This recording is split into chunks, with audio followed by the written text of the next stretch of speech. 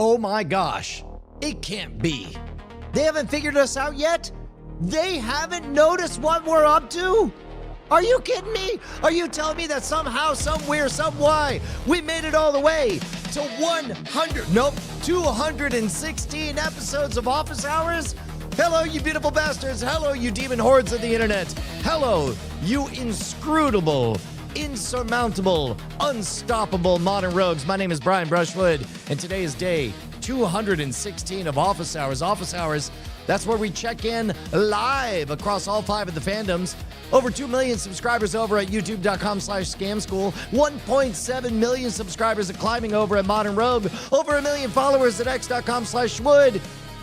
Dozens, I tell you, of genuine, definite humans over at LinkedIn, but ain't none of them matter. The ones I care about are these fine folks. These people, the elite ones, the Diamond Club.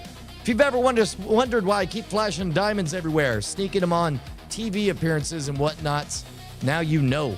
And knowing is half the battle, as the great sage and eminent veterans G.I. Joe told us. All right, guys, Today we got a lot coming up. First of all, we're testing a decades-old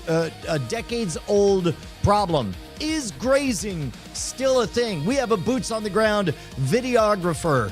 Find out. We have actual Cub reporters now.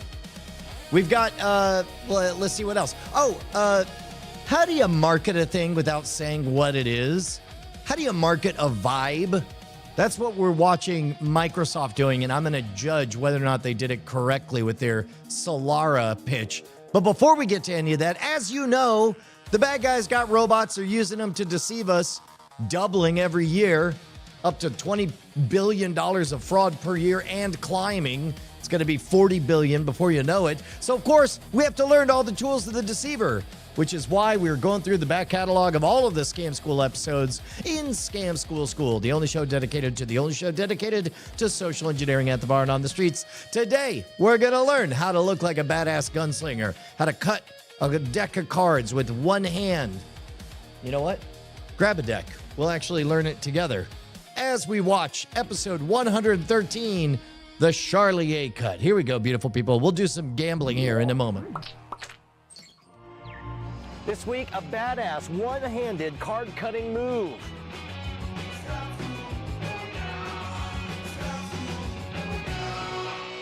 This episode of Scam School brought to you by the Coors Light Cold Activation Window and Squarespace. Welcome to the show that idolizes the darker side of human nature, Scam School, the only show dedicated to social engineering at the bar and on the street. I'm your host, Brian Brushwood, and this week we have a manual dexterity awesome fest. It'll make you look like a badass to your friend, a card cheat to your enemies. We're gonna learn the Charlier Cut. I'm pretending to do Charlier Cut. Hey dude, what's going on? I'm Brian. What's your name? Chris. Chris, it is good to finally get to meet you. So you watch Scam School, right? I do. You know that from time to time we do a kick-ass card trick. This trick is the only trick I know how to do that I can actually pull off while I'm pouring myself a beer. Sound good? Sounds great. All right, so first step, of course, any card trick, you gotta have a card selected. Go ahead and pull out any bad boy. There, show it to all the people at home. Don't let me see it. Let me know when you got it. All right, we're going to start by putting it right on top, and I'm going to lose it by shuffling in the deck not once, not twice, but 37,000 times. This is the world's longest card trick. Now, we'll just keep shuffling until we're sure it's gone. Now, here's the game. I'm locked in. My right hand is out of the picture. The only one playing is my left hand. See, I'm even doing it left-handed, right? Here's what's going to happen. I'm going to pour myself a beer. Hold this kind of sideways so I don't get any head here. And while I pour myself the beer, I'm going to find your card. What was your card? The 5 of clubs. 5 of clubs, say go. Go. All right, here we go. Now, the tough thing is getting a good pour while you do the one-handed cut and you pull it around. What was your card again? 5 of clubs. 5 of clubs, and did I get it? Oh, that's it. That's Wizardry. it. Yeah. Now, here's the important question. Do you want to learn how to do that? I would love to learn how to do that. Well, we'll do exactly that after we check with our sponsors. That was awesome. What does You know cold what? refreshment look like? I'm going to give myself a 10 out of 10 on a tight sponsor integration. Look, Coors, they're the ones writing the checks. They get to ask when the Coors isn't on camera, what if all the characters say, where's Coors? And I think we did a fine job of that. Tight integration. That's a little bit of magic. The Brian Brushwood guarantee. So we'll see. Blue, and at your beer, it's as cold as the Rockies. Yeah, cold as a Rocky. Provided that the Rockies are 43 degrees. All right, Chris, the hardest part of this trick is doing the one-handed cut. This is a flourish called the Charlier cut or the one-handed cut, and it looks fancy, but it's actually really easy to pull off. On a scale of 1 to 10, how good are you at manipulating cards? You decent shuffling? Yeah, I'd say I'm a 6. Okay, good. Well, if you're a 6, to be honest, there was a guy who told me he was a 2 and was able to get it within 5 minutes. So first thing I want you to do, grab yourself a deck of cards. Sure. So I want you to, with your left hand, make a little Pac-Man, right? And then you shoot him, and he's dead, like this, right? And instead of putting a coin in his eye, you put the deck in his eye to send him across the river Styx, right? Okay. Now, when you do this, you want to have the tops of your fingers just barely over this edge. Same thing with the thumb on this side. Now, you've got the base of your thumb there, the pad. There you go. You just want the very tipmost all across. Got it. Now, here's the only tricky part, is you want to pull enough of your thumb back that half of the deck drops down just like so. All right, now you see, now you're pulling your fingers back. That's good, that's good. And of course, at this point, you may get a little bit of slidage, but it works best if it just sort of falls down as a block. All right, so you're set like this, you're in the Pac-Man position, you're gonna let the bottom half drop down, and then you're gonna take your index finger, and you're gonna use, these three are gonna hold on to the block, but your index finger is going to push it up like a hinge. So you wanna tuck it in, all right? And then once you get in this position, once you get in the TP position, you're still trying to hold it as 2 blocks. Then, this is the only tricky part, and it's hard to do in slow motion, but it's easier to do when you do it at speed.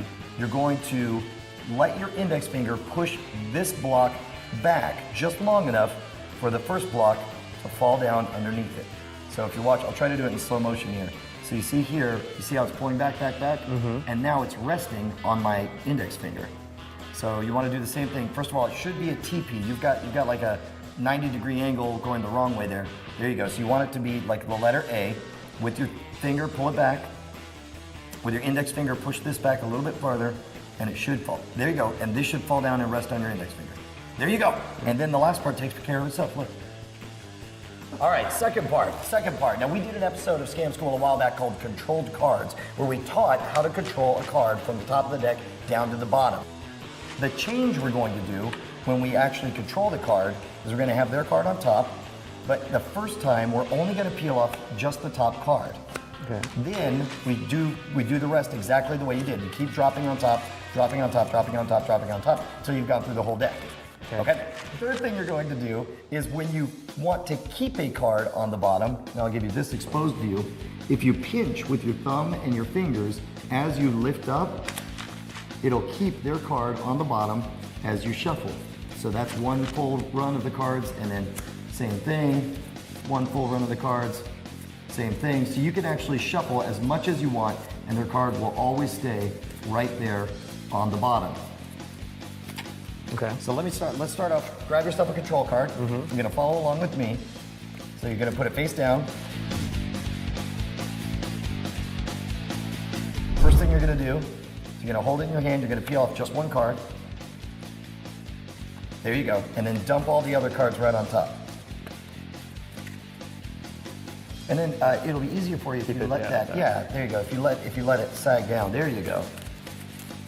Perfect. So now the card's down on the bottom, we wanna keep it at the bottom. So what do? We hold it. We hold it with both sides. Yeah. With both the left side and the right side. So that when we pull out, you pull out that block of cards and then dump all on top, on top, on top, on top. There you go. At this point, we're most of the way there. You know how to overhand shuffle, you know how to control the card down to the bottom, and you've learned how to do the one-handed cut. Next up, I'm gonna show you how to do the advanced one-handed cut where you actually reveal their card.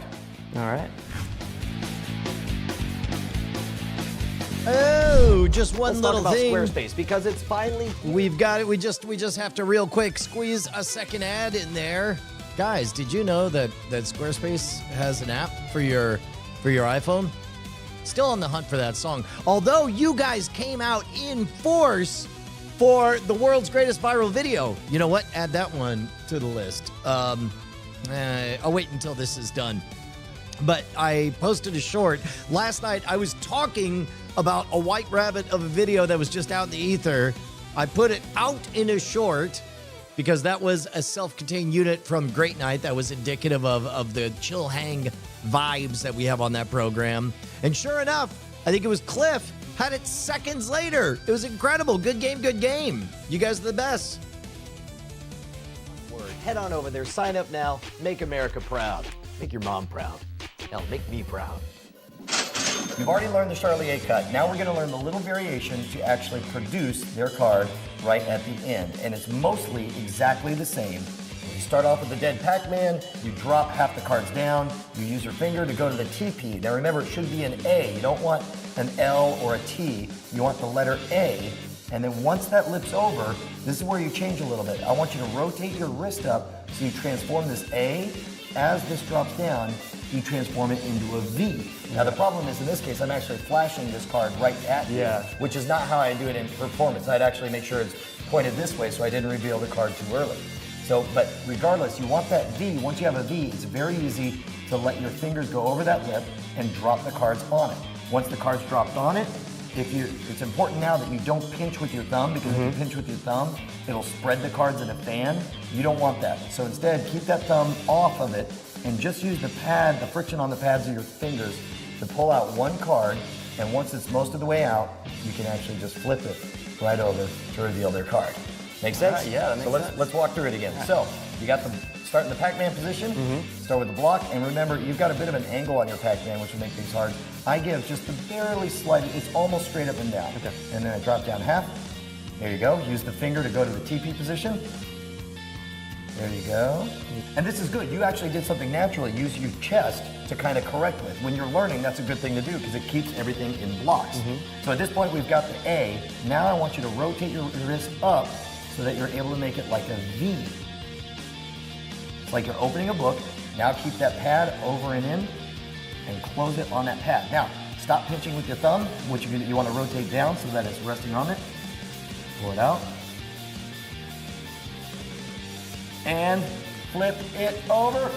Yeah. Oh, you got it. You got I screwed it up and you got it, dude. All right, dude, time for your final exam. The whole trick from beginning to end. You got it? You ready to do this? I'm ready. Awesome. Yeah. Go. Okay, let's see. Now, first things first, let's have you pick a card. Oh, yeah, you gotta pick a card, of course. Yeah. So here we go. This is my card right here. All right. All right, so we pick the card, and I'll walk you through the phases. Okay. First phase is you put the card where? On top. On top, but it needs to be where? It needs to be on the bottom. And then how do you do that? You pull it off, and then just shuffle subsequently on top There of it. you go. And now and you're gonna shuffle again though, right? Right, yeah. So you hold the bottom, you hold the top. So Yep. you keep that card on the bottom there. And then you pull it up, and then you just keep it coming up. And now? So now you take it and you put it in your hand like that, you know, and you hold it up. Something like that. Yeah, the Pac-Man. It's like you pop it in your mouth right there. Got it. Okay. So then the bottom half of the card will drop. Aha, there we go. You got the letter A, Now, all right, now make it a V. Make it a V. You got it. And you pulled off the trick. You got it, dude. Fantastic, Chris. Dude, congratulations. Thanks a lot. Well done, sir. Thank you very much. Enjoy yourself a cold Coors Light. I will. Yeah. Now, when you're learning the one-handed cut, remember, practice is everything. No matter how much trouble you're having now, it's nothing 1,000 trials won't fix. Speaking of which, I want to hear about your success and failure stories, so post them at the boards at revision3.com/scamschool, where you can see all of our episodes right back to episode 1. If you want to hit me up with your favorite bar scam or trick, write me directly at brian@revision3.com. If you're doing the Twitter thing, you can follow the show at twitter.com/scamschool, or find out when I am in your hometown doing spontaneous Scam School meetups at twitter.com/schwood. Next week, we're going to learn some dental hygiene as we learn how to whiten our teeth using arsenic, bleach, and a lighter. But first, I'm going to head back into the party. Wait! Save the Coors Light for me!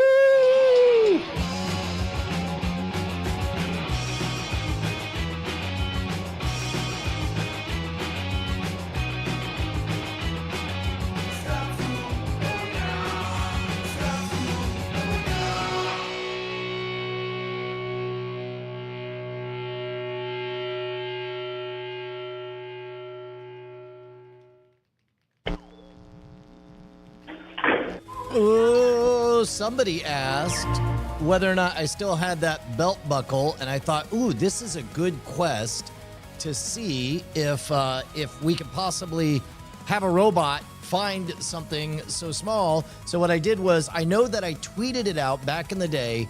I tweeted the phrase end of an era with a picture of my broken belt buckle in there. So I'm really curious whether or not it's able to find it. We'll find out, Cliff. But no, I guess I threw away the pieces. I did. I took a photo of it. I memorialized it, and then I moved on with my life. Speaking of moving on, we got to move on to some degenerate gambling. I give this one a good 8 out of 10 for presentation. There's some soft spots, a lot of review. There's always an interesting question of what can you assume that the audience already knows? And in this case, we wanted to, you have the actual move of the Charlier cut, and then you've got the card manipulation. Whoa, look at that. I got a bit too saucy in my performance there. There we go. And so, but the whole controlled cards thing, it had been 50 episodes since we had done that. So it seems like it was worth giving it a retread on there. But with that in mind, a lot of process on this one. But it did ultimately deliver the goods, which is relevant because the question now is, how many views do we think this one got? This one came out in, it would have been March, April, May 2010, heading into the summer. Keep in mind, historically, summers were pretty good. That's when everybody has a bit of free time. Oh, let's see. Oh, you couldn't find the tweet. Oh, this might be a job for Grok in a different time. But in the meantime, head on over to Guess Attack. That's GUESSATTACK.com. And you're going to find, there we go. You're going to find our gambling den. We're going to guess how many views this particular episode came up with. Who will be right? Internet medals and points are on the line. Kuro Matsuriku thinks it's 420,069. Argyle Gargoyle says 143,143. Scyne Wave says 4,017,76. Pierce. Oh yeah, it's Adam. Adam coming in with 1.5 million and one. BioCow with 135,642. Cliff says 250,369. Hawk Worley, ever consistent. He's the Ron Paul gold standard of guesses. Reliable, 1.2 million. Curtis Hoffman, 6956 with 250,000. James Cobalt with 754,268. Some people call me the Space Cowboy. We know it's you, Maurice.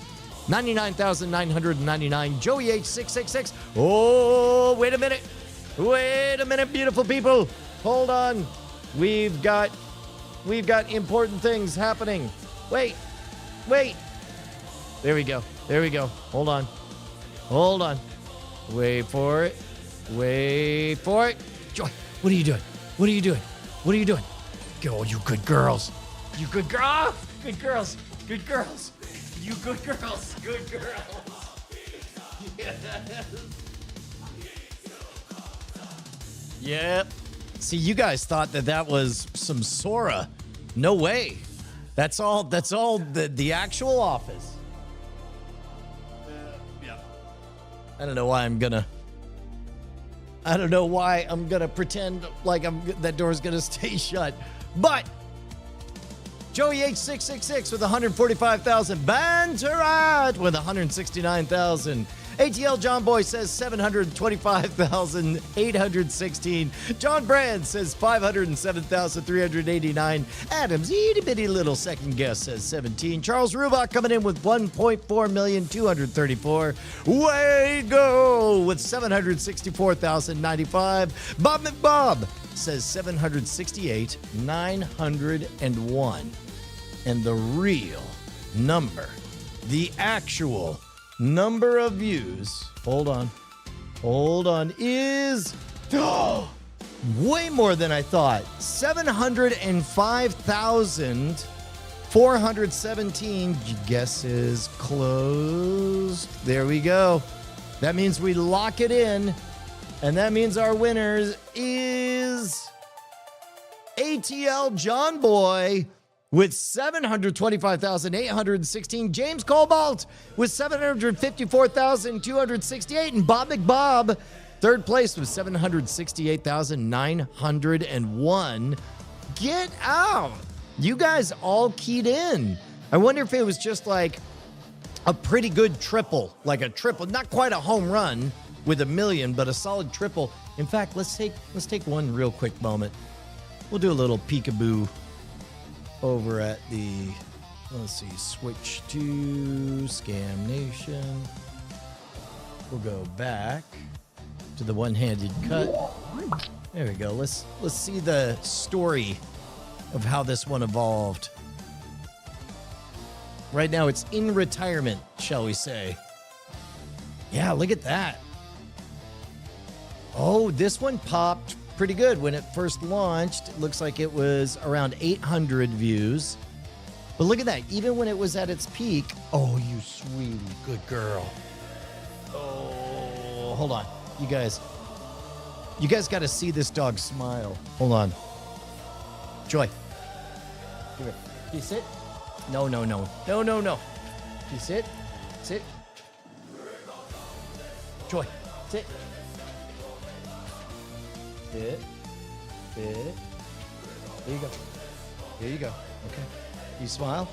I don't have anything that she wants. She will affect a different kind of smile. It's not a panting, happy dog smile. It is intentionally a I am doing the thing that a human does smile. I love it. It's hilarious. She's kind of doing it now. I'll have to get a picture of it. But the important part is, look at this. Even during the peak, when this was in the rotation, it was still only 500 per day. But being 500 per day for a long time is a pretty good place to be. Pretty cool. All right, so where does that put us? Oh, man, normally I would have an agenda here, but instead, now I got to head on over to, I guess that is why I built this script. Yeah, today I started a little bit late. Body Bond, will you close the door on your way out? Thank you. Yeah, I started late, but give me 15 and I'll come out. So I started a bit late today because we're at the curious spot where once you retrain your brain on process, anything you're doing repetitive, I found that it takes about 30% longer than to do a thing than to explain to do the thing and get a robot to do it. So, for example, I don't know if you guys care enough to, well, of course you do. I got Codex. I can't show it to you. Anyway, I spent today explaining to Codex the beats that go into it. And so now we have a daily checklist that it's able to get in. And so next up, I'll be able to start polishing up this guy. Oh, man. I entirely forgot to turn this on, too. Look at this. But it's got a pretty good sense.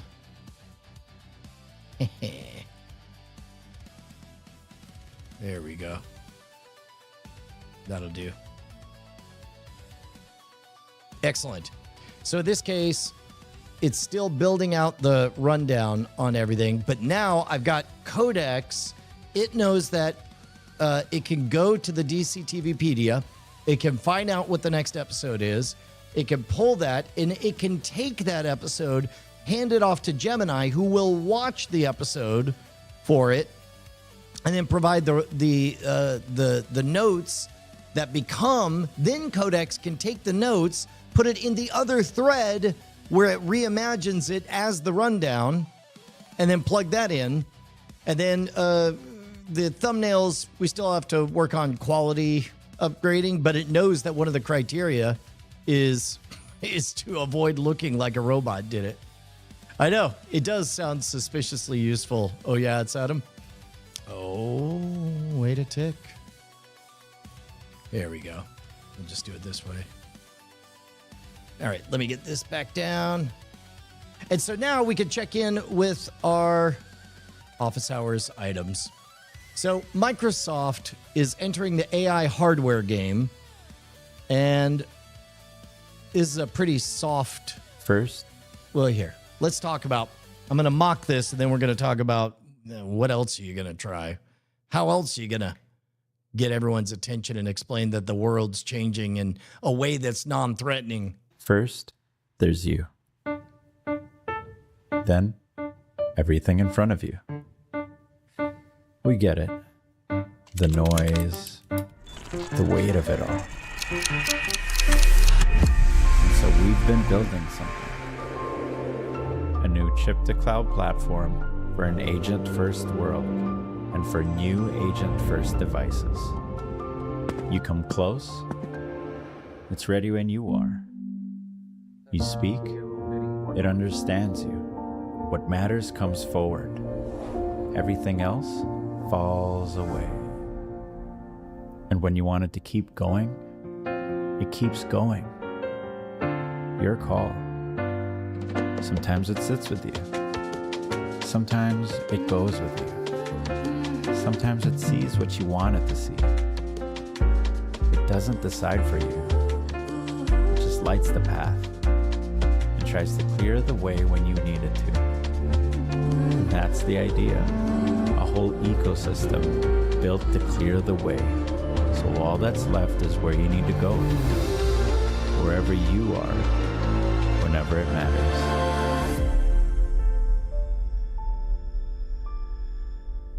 All right, so here's all that I think of in my mind is that scene in Men in Black when they're taking a tour of all the technologies that they stole from the aliens that they can't release all at once because humans aren't ready for it. And Tommy Lee Jones picks up a doodad and says, this is going to replace the CD. I'll have to buy the White Album again. That's what all of this feels like. It all reads as, so I'm going to have to buy the White Album again. Yeah. Now, unfortunately, fortunately, I don't know. They're right. Like everything is, this is a vibes-driven marketing campaign where if you squint between the lines, what are the promises? The promise is, first of all, I hate one phrase. I think it's very bad to use the phrase, we get it. It is patronizing, and already you have a populace that is not thrilled with what AI means for their future. They are not thrilled with the idea of buying the White Album again. And so for you to patronizingly say, we get it, life is hard for you, blah, blah, blah, blah, blah, blah. Bad sentiment. Puts you on defense right away. Meanwhile, it ends up looking, they do correctly identify the problem, and I think they illustrate it in a fine way. Although, if you squint, the problem is literally defined as Office 365 is your problem. Look at all these Office 365 alerts. Put a pin in that. But the important part is they accurately define the problem, and then they start speaking in code. Get close, and it knows you, or whatever. Basically, the unspoken part is reevaluate your relationship with privacy. Rethink what it means. However, let's not talk about that because we don't want you thinking about that stuff. On the other side of reevaluating your relationship with privacy and whether or not you trust devices, assume that's the case, then this is where they could have gone concrete, but they're not ready to do that. Maybe that'll come later in the campaign. What we want is give me a concrete example of somebody in a crisis moment who's a badass and is able to walk around like Captain Kirk doing the Yellum interface, where you just hold a mental map of everything in the Starship Enterprise in your mind, and you're able to, like a badass, say, more of this, less of that, pivot around, do the maneuver, etc., etc., etc. That is a thing that everybody can wrap their minds around where you want to get to. But for right now, we got this loosey-goosey language of... now, ultimately, what they're announcing is they got an arrangement with chip manufacturers. Great. They're going to have doodads that are going to be low power. They're not going to be like desktops. They're going to be put in tiny places. For example, this is not a product, but this is a concept of a product.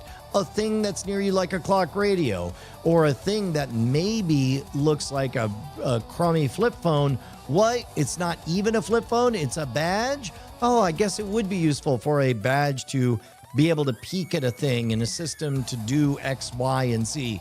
Just one little thing to get over. Your entire relationship with privacy. Get over that, and you're golden. It's a big uphill climb, and you sketch in circles around it. Wherever you are, whenever it matters. So, in this case, they are not pointing to specific doodads. They're just saying these ideas. How do you think it's landing with consumers? How do you think that pitch? Oh, wait, here we go. I got one for you. Hold on. Oh, goodness. Oh, no. This is the wrong thing. Let me try this one. Was it Quest Mobile that did the weird hotel commercial? Let's see.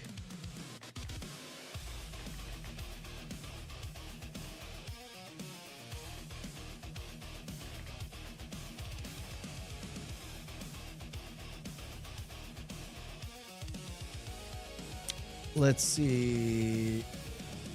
Oh. Let's try this. No, I don't want that one. I want the actual microphone. There we go. Allow. Hey, I'm looking for, I think it was a Quest commercial. It would have been early 2000s, but somebody's checking into a hotel, and one of the amenities is every performance of everything in all of human history, and the guy freaks out a lot. Can you find that for me? Oh, no. What? Hey, I'm looking for, I think it's an old Quest Telecom commercial. It might have been something else, but it would have been early aughts. Somebody's checking into a hotel, and among the amenities includes every performance of every blank type of music in all of human history. And the guy checking in freaks out and is uncomfortable about it.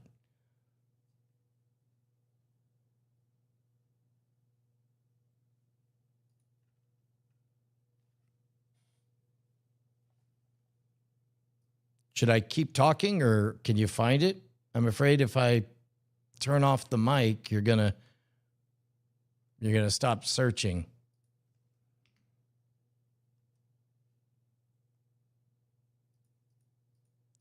Here, I'm gonna copy that. Ugh, fuck you, stupid. Ah, there. What a useless feature. Is this? I would like to find a video.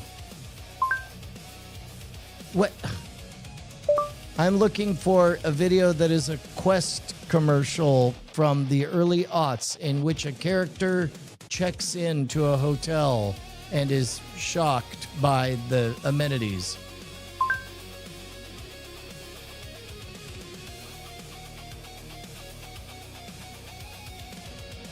Ah, here we go. Wait for it.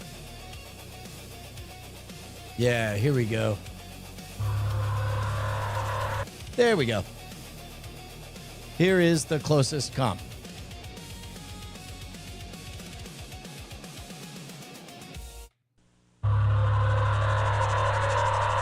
First of all, notice that entry point is directly an homage to The Matrix. They changed the color, but this is at the time that The Matrix is happening, they did a Matrix thing.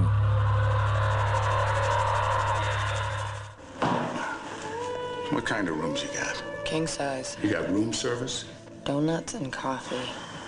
Got entertainment? All rooms have every movie ever made in every language, anytime, day or night. How is that possible? Could your business use the bandwidth to change everything? Ride the light. All right. So anyway, this is where you have to make kind of bombastic claims. This is also reminiscent of the AT&T ads in the early 90s of the "you will," when you could think about that stuff. Here, let's do AT&T "you will" commercials. They ended up being right as well. Have you ever renewed your driver's license?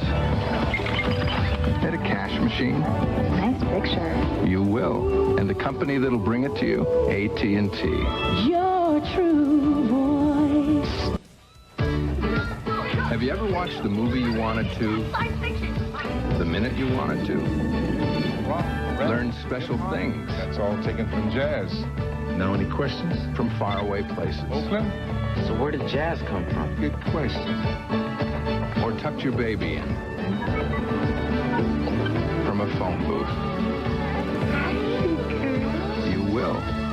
And the company that'll bring it to you, AT&T. Have you ever kept an eye on your home when you're not at home? Or gotten a phone call How was your day? on your wrist? Oh, shoot. Is that Tom Selleck? And the Selleck? company that'll bring it to you, AT&T. Your true voice. Have you ever opened doors I'm home. with the sound of your voice? Her card, please. Carried your medical history in your wallet? Your wife's gonna be just fine. So this is where we stand on the atrium. Or attended a meeting I really like what you guys have been doing, but in your bare feet? I may have a few other ideas. You will. And the company that'll bring it to you, AT&T. Have you ever had a classmate who's thousands of miles away? Yes. Hello, I'm calling about the touch-up feature order. Conducted business in a language you don't understand? Or kept an eye on your home when you're not at home? You will. And the company that'll bring it to you, AT&T. Man, I don't know about the company bringing it to you being AT&T, but by and large, those are promises kept. So when you look at those offerings, when you look at this Project SOLARA thing, again, a little bit full of itself. This feels reminiscent of that move. Everything else falls away. And when you want it to keep going, it keeps going. Your call.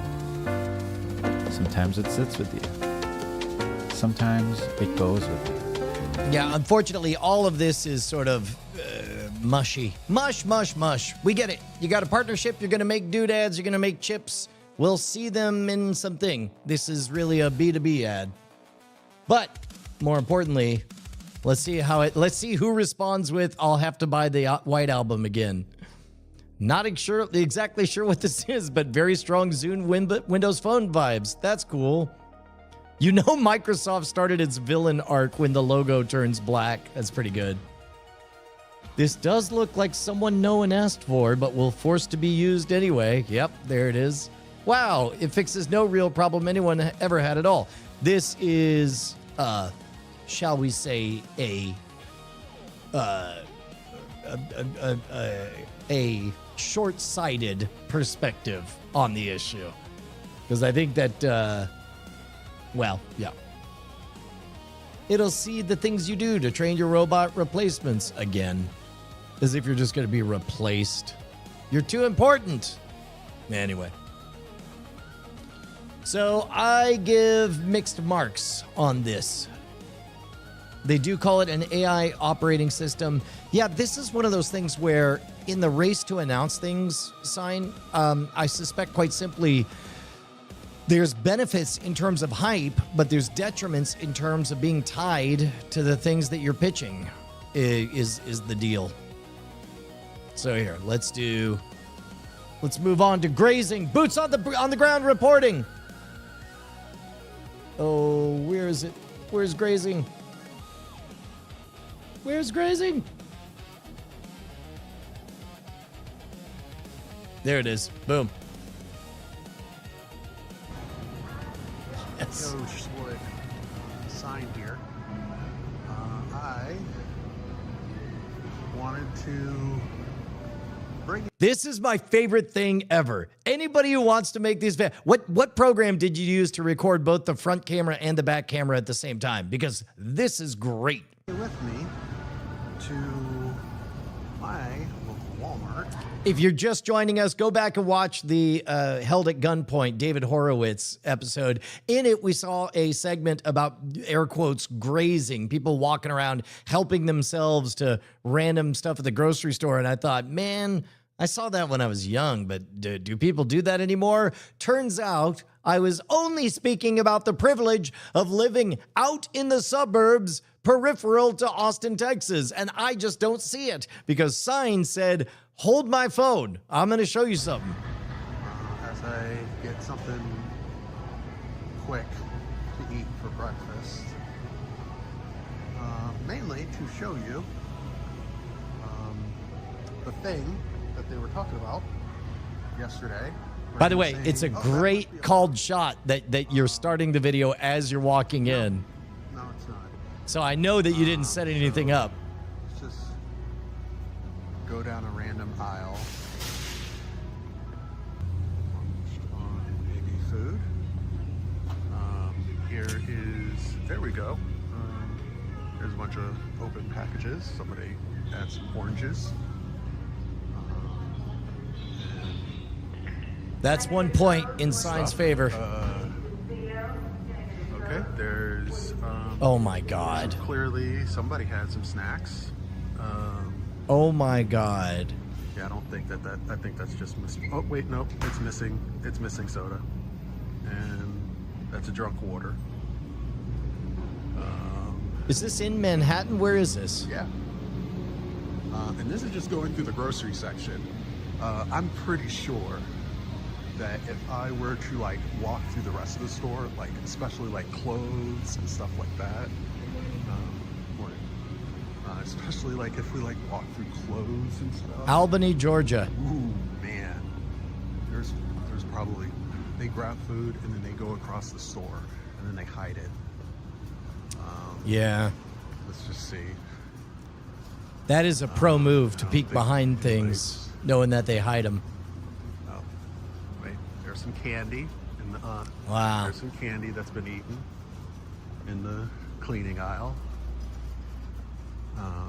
They really are. They're just playing. Do you guys remember the old video game Pipe Dream, where it's like you're just trying to stay ahead of the flow of everything? Your job is to run and keep the shelves full. I just came here right when the store opened. What? Right when they, like, literally have like completely turned over the store and cleaned it, and they still couldn't get everything. I don't think anybody's gonna have put anything in electronics. Crazy.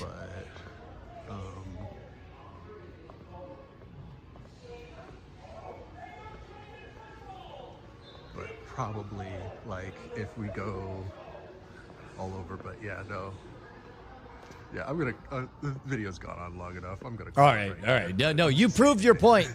You dunked. You won. Very well done. All right. I want more boots on the ground reports from anybody over in Diamond Club. That'd be amazing.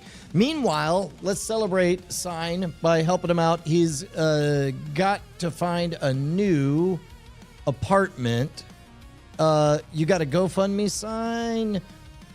There we go. Family and dogs need to move to a safe home. So basically, Scyne's lease is up, but he needs a little bit of help to transfer. As a matter of fact, Scyne and I got a project that we are going to work on. That'll be a start to that. Where is... Interesting. Where is... No, not there. Not there either. I'm trying to find the place to post the link. I can't post it in this one. Oh, here. I'll just do this. Oh, there it is right there. Haha. Boom. There we go. All right, Scyne. We'll hop on and we'll talk about our project, see if we can get you to make some money here. And to cover those expenses. Thank you for the boots on the ground reporting. There we go. Awesome. Does he have a channel? I don't know if Scyne has a channel.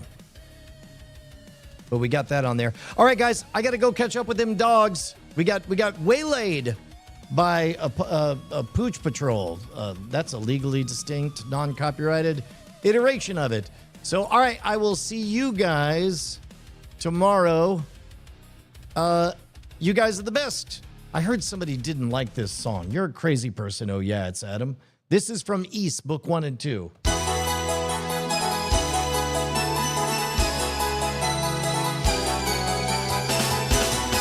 All right, guys.